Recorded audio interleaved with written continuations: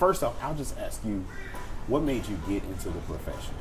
Man, so it's funny because I joined the military right out of high school, right? You know, and the time that I joined, 9/11 didn't happen. Everything was, relaxed. And then I got out of boot camp. The day of boot camp was when 9/11 hit.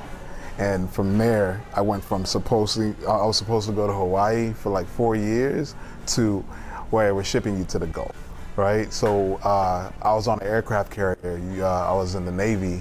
So what we did was just tour the Gulf, and a lot of my shipmates were, they couldn't handle being out to sea that long, and people go through stuff back at home that they can't control. So there was a lot of suicidal attempts. People would jump off the bow, people would jump off the flight deck, and we would have to do battle stations to recover them. So that happened for 3-4 years every time we went out to sea. And it's just amazing to me to see how flexible and strong and weak the mind can be. Like, you can get a paper cut and all of a sudden it's the end of the world because you got a paper cut. Yeah. But then somebody can go through trauma like sexual assault and all that stuff, and they push through it, right? So for that, after I got out, I was intrigued by how the mind works. So I jumped into being a psychiatric assistant at different hospitals and facilities, direct care. And then while I was doing that, I went to grad school, undergrad and grad school for mental health, and I became a therapist. And it's amazing to see how you can talk to different, and I love talking to people. So it's amazing to see how different people in different walks of life actually deal with stress, anxiety, and even things of schizophrenia, like bipolar, schizoaffective. It's like the mind is an amazing thing. And yeah, it's always working. It's always doing its own thing. Yeah. And there's never a dull moment. Yeah. So I'm never bored, so it's something that I felt like people who look like me didn't really have representation, right? Mm-hmm. I'll give you a fact. Basically, I want to say 26% of people who suffer from anxiety and depression, like daily, seek therapy, So the remaining 74% are going through that, but they don't seek therapy, and because they don't see the representation. There's nobody representing them. And this demographic in particular are African American men or African American women, right? And which leads us to another fact where it's like, out of all of mental health, like all the professions of mental health, there's only about less than 5% of people who are actually providers or have a degree in mental health to actually help the demographic. So even if they want that representation and they seek it, it's hard to find because there's not that many of us. That's right? A huge gap. That's a very huge gap, right? Less than 5%. Wow. So that's why I feel like it's very important for me to actually push that agenda of like Black mental health, BIPOC mental health, BIPOC mental health for men, when it comes to suicides and suicide attempts. Well, let me ask you this. So, I've on several occasions when I'm looking things up about Black men and particular stresses that impact Black men, I've seen 4 things consistently: money, race, jobs, and relationships. Yeah, those are all hot topics. It's hard. I don't want to generalize because each individual is different. But the things that I've seen the most and the things that I've experienced in my personal life is the fact that there's not enough templates for us to follow as Black men. Like I grew up without a father figure, and I was lucky to have my grandfather. That's the template that I go by, and it's an old school type of template because it's my grandfather. They skipped a generation, right? So I think differently than most people my age, but the template isn't there. So we really have to find our own way. And even with the template, there is no playbook. How to be a father, how to make money, how to provide, how to have a healthy relationship with your significant other, with your family member, with your sister, with your brother, with your friends. These are things that we learn, and we don't usually have the best example, right? So the people that actually try, it's one of those things where we just stumble and fall as we go. So the grace needs to be there a little bit more because, compared to our counterparts, you know, they have generational wealth. They have people who have templates like, oh, you know, this is how you need to act. This is what's worked generational wise. They don't have to look that far to find it. Exactly. Yeah. You know, so that's where we as a community have to figure out what is our playbook. You said something that made me think about the fact that many of us, many black men, we grow up with this image of always having it together, of being strong, of being tough, being soldiers, when sometimes we just want to be soft like other people. We want to lay our guards down. Yeah. And sometimes we just don't feel like we can do that. That's true. Like in our society, vulnerability is a weakness. You know, you have to be hard instead of communicating your emotions. And like, you know, there's a thing that we say, all feelings and stuff. Like we're gonna talk about, and I tell these to my clients, like, hey, we're gonna have a conversation about feelings and stuff, right? You know, so have your guard down. This is a safe place, you know, where you have to let them know that it's okay to be vulnerable, right? Even in the military, you know, for the most case, you showing vulnerability or having some type of like mental issue is a liability. So you have to learn how to actually hone that in and be like, hey, they can't know about this. I have to put on, and that builds up because energy is transferable. So if you hold that in, eventually it's gonna break and overflow. So there is an image of like black men having to be tough and strong, but there's sometimes black men like to, like, you know, we like geeky stuff, like like anime. I was in the Glee Club. A lot of people look at me and they were like, oh, you're an athlete? I'm like, nah, I just look like this. I was in musical theater. I got scholarships for it. Wait a minute. Wait a minute. Yeah. So both of us kind of come off like we're these big, because he's much bigger than I. We come off like these tough guys who just want to play football or something. But both of us like music. I was in opera theater. Oh, word? I did baritone, brother. so you know, I like to be creative. I like to write. I like to show those levels of vulnerability. But I know society doesn't paint me as someone who can have that depth. Yeah, it's wild. Yeah, they like my kid plays little league football, and he's pretty good. So all the coaches are looking at me like, hey, so you used to ball? I was like, no, sir. I was in the Glee Club. And you didn't play for the Texans? Exactly. They get confused. You know, it's very funny to see. You know, so it's one of those situations where there has to be some sort of like level of spectrum where we can fit every box. We don't always have to be the strong black man that has to be tough all the time, because sometimes, you know, that can be detrimental to relationships, you know? And when it comes to relationships, we are the only race to really go in on each other, publicly. And that can be very, very dangerous to our future, you know? So I try to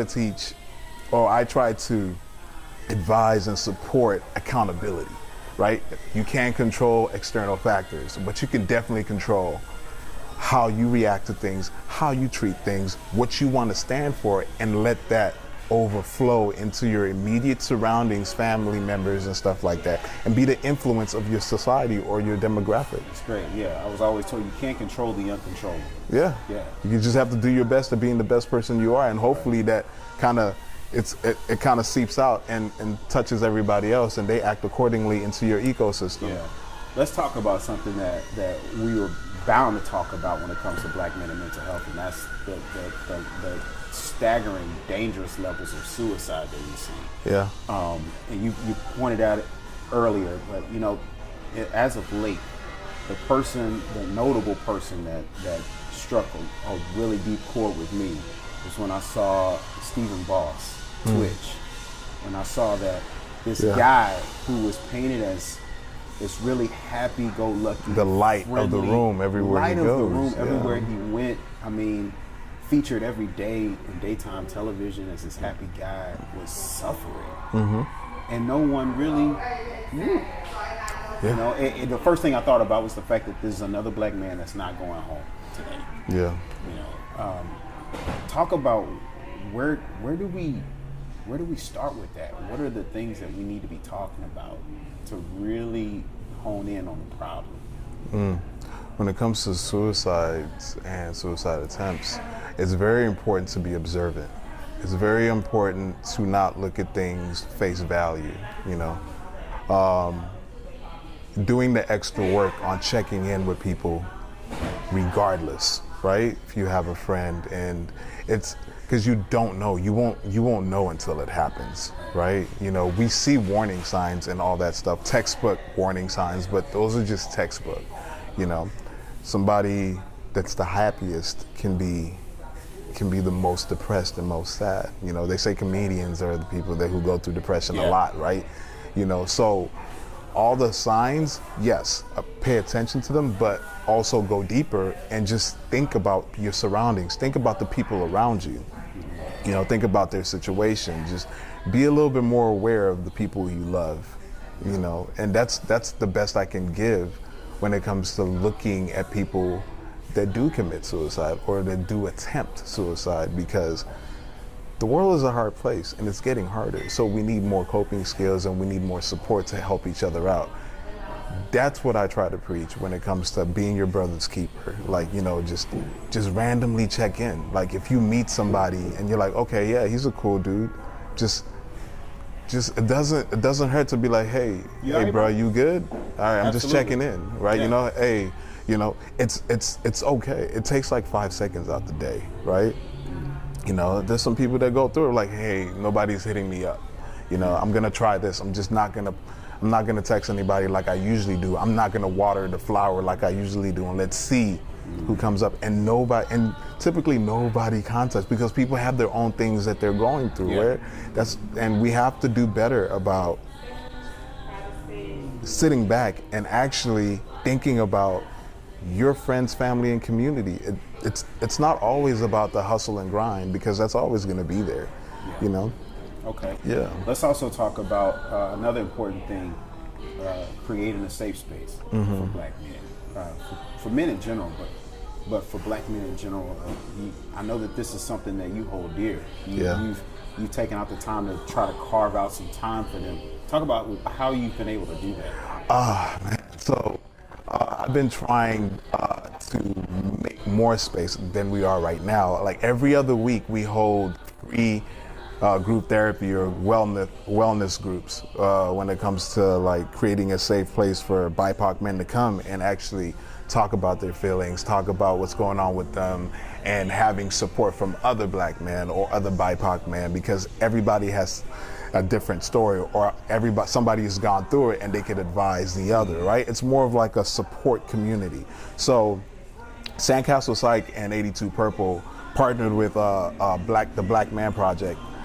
We created a bi-weekly group therapy session for BIPOC men in East Downtown, and we are continuing to do that with help of, like, you know, grants and stuff like that, so we can be able to do stuff like this. Therapy is expensive, and Sandcastle and 82 Purple is also doing activations, whereas like there's an activation that we're doing this week called No Retreat, you know, and it's a 6-hour intensive where, you know, you get a massage, you know, you trim your beard, get a haircut, there's food, there's group therapy sessions, there's yoga, you know, for BIPOC men to come in and be like, hey, this is an escape for me to actually be myself and express myself and reset so I can go back into the world. So we try to provide that with no cost, because we all know these type of things are expensive. So breaking the stigma to a community that looks just like me and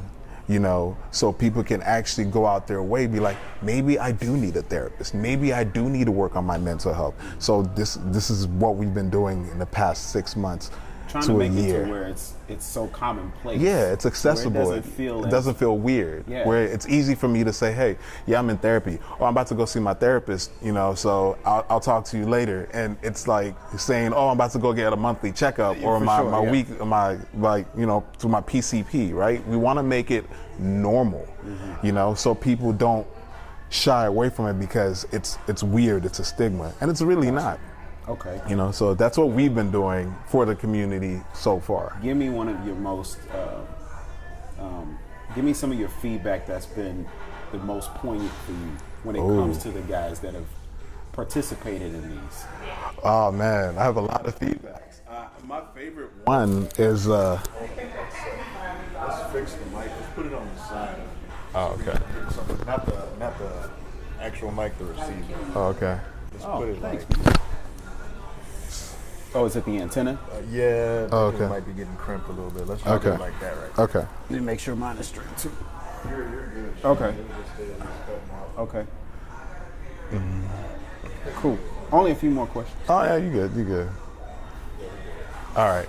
Good? So feedback that I've gotten. My favorite one is this particular gentleman was going through it with his significant other and his kids, where they were going through a divorce or like they're going through a separation, and the kids were taken away, and he needed support. He really needed support because he was by himself, in the house. Family had already moved out, and he came every other week to talk about, what he's going through, the process, like, him being alone and him being in this group and being supported to the point where like he's actually coming out of that depressive loneliness and the anxiety feelings that he's had, to the point where he feels like he has a community and now he's doing stuff with us for the community. It's amazing. Like, now he has his kid, and the kid is involved in his projects. And he's actually going out the country to do his projects when it comes to helping Black men. So he actually mentioned the fact that if it wasn't for what we've been doing, he wouldn't have been inspired to actually push it out even more. Wow. And now he's able to communicate with his significant other without being stressed, even though, there might be some times where there's a friction, but he's creating peace within himself to be able to communicate that. That's right? amazing. Okay. Yeah. And that's just one example of many. No, that's a great example. And congratulations to that brother for sure. Yeah. So let's talk about the elephant in the room, which is the pandemic, and how it changed and exposed so much of what we were already dealing with. It added to what we were dealing with. It still exists in what we deal with today. What has it taught you as a therapist? What's some intensive things that it taught you when it comes to approaching giving that therapy? Yeah, the idle mind is very dangerous. So when you're sitting at home and there's nothing to do, like you get to thinking about different stuff, you get to spend more time with your significant other and your kids. There's no escape, you don't have to go to work, or you work from home, and then you get to realize how your relationships are really like. So we had a lot of people reach out to us about, couples therapy, family therapy, because now you have to sit there and do the work. There's no avoidance. There's no like, oh, I'm gonna go here. You can't go to a bar. You can't go to a cafe. You can't do anything. You have to stay because of the pandemic. Everybody had to be, inside. It made me realize that our society really, especially our demographic, really didn't utilize healthy coping skills to deal with, anxieties, depressions, anger, like their coping skills, there are good coping skills and there are bad coping skills, right? And healthy coping skills are harder. And that's what I realized that we don't have as much of. So I try to push different things that people wouldn't typically try, right? To reset or to be happy. So that pandemic really taught people how to actually think outside the box on being happy. It did. And I'll tell you something personal. So that was the first time that I felt physical anxiety. And Dr. George talks about how a lot of times anxiety can get misdiagnosed as like a cardiac problem. I thought I was having a problem with my heart, right? I'm like, chest is all tight. Maybe I need to chill out on the caffeine. I don't know. It wasn't until I met a friend who I also worked with, and they said, "Oh man, I'm having anxiety. My chest is tight." I said, "That's what that is?" Yeah. And it was something I love George. I love Dr. George. Prior to the pandemic, I had no idea that it can manifest that way. And it also taught me to get to therapy and to get that help. And so it also allowed me to work on myself. I lost 60 pounds during the pandemic. So I mean, I think it's important for people to realize that that time during the pandemic just showed you what you needed to work on, like you said, doing the work. Yeah, thinking outside the box. People travel a lot more now because, you know, you have time to Google and learn things and like, oh, maybe I should get a passport and just travel. Just go. You know, like let me just go somewhere and come back. You know, like reset. Like one of our clients, he loves to travel. I love watching his stories.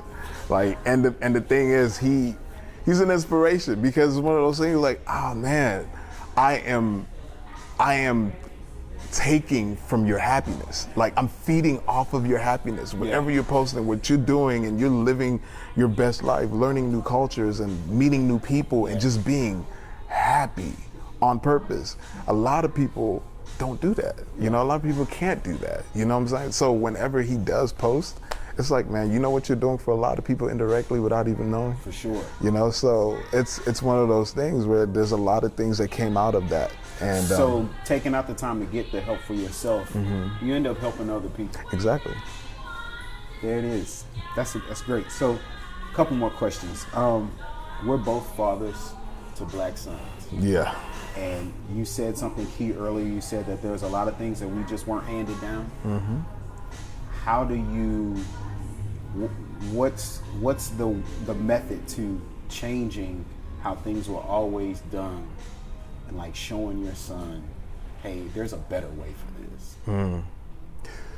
I communicate a lot with my kids. I have 4 kids, 2 girls, 2 boys, right? And I communicate a lot with my first because he's 7, so he's able to talk and be a little bit more articulate. And I make sure that I don't only talk to him as a parent, I talk to him as a friend, a coach, I don't know, like whatever he can definitely relate to, you know, where I don't shy away from topics that he brings up, you know, where it's like, okay, let's talk about it, you know, let's talk about race, let's talk about, you know, gender, let's talk about all these things where these are what's going on in the world right now. This is what we stand for, you know, and in this household, this is how, you know, we were raised, right? So there's no playbook, especially for black boys, because you have to make them aware of how society may see them, what to tolerate and what not to tolerate, because what's going to be expressed to them is going to be different from everybody else, right? Well, at the same time, making them be seen in their own house. Exactly. So the support has to be there. I tell a lot of adolescents, and I tell my son, and like, we are backed by some major ancestors, you know, being African American or because I'm Nigerian, so like it's one of those situations like we have ancestors, right? When you come out of this house, you are representing a lot of people that came from you. So you have an aura and a presence that people see, whether you want them to see it or not. For sure. Some people may accept it, some people may deem it as a threat. You have to understand how to navigate the world on each level. We have those conversations. There's no playbook, but this is my playbook. That's you right. know? Yeah, and there's no censor either. So it's one of those things where, yeah, it's very important to not have a censor because you have to show up with audacity regardless of where you are. And your sons also reveal a lot about who you are too. Yeah, I realize that. Because there's some things that he says and I'm like, ooh. Yeah. Like, all right. Like, yeah. All right, like that's something I would say, but I got to deal with that. Don't we don't talk about that in certain situations. Yeah. But, you know, and they say it proudly. And it's like, yes, I love that. You know, but, you know, as a kid, you know, there's no discernment. So we still have to teach that, right? So, wow. Yeah. Okay, last question. Some simple, practical things that a black man who may be watching this feels as if, okay, you know what? It might be time for me to try to search out some help or to even talk to somebody. Some simple, practical things that they can start with. Definitely Google Psychology Today. look for particular, like it's very easy if you, the demographic, the gender, the representation that you want, the area. And I can honestly say you will averagely go through probably 3 therapists before you find that sweet spot, right? And I don't want people to be discouraged, you know, when it doesn't go well the first time, the second time. I want you to keep trying and finding a community of support, because we're out there. You just have to look a little bit harder right now because of the representation that we're trying to create. So I would say 3 to 4 therapists averagely. So don't be discouraged when your first therapist doesn't fit, second therapist doesn't fit.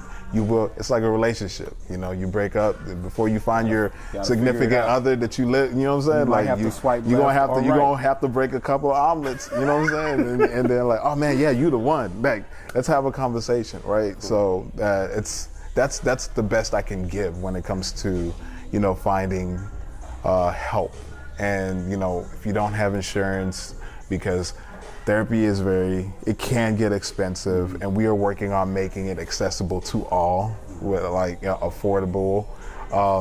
There's some resources that, you know, can be provided to you by any provider or any hospital. Like, hey, like for example, Bo's Place, it's free group therapy for grief. And that's right here off of Kirby and 610, right? So these are just examples where somebody like me has it, like every other therapist will have it. So just ask for any free resource, you know, that's economical if you don't have insurance. Nice.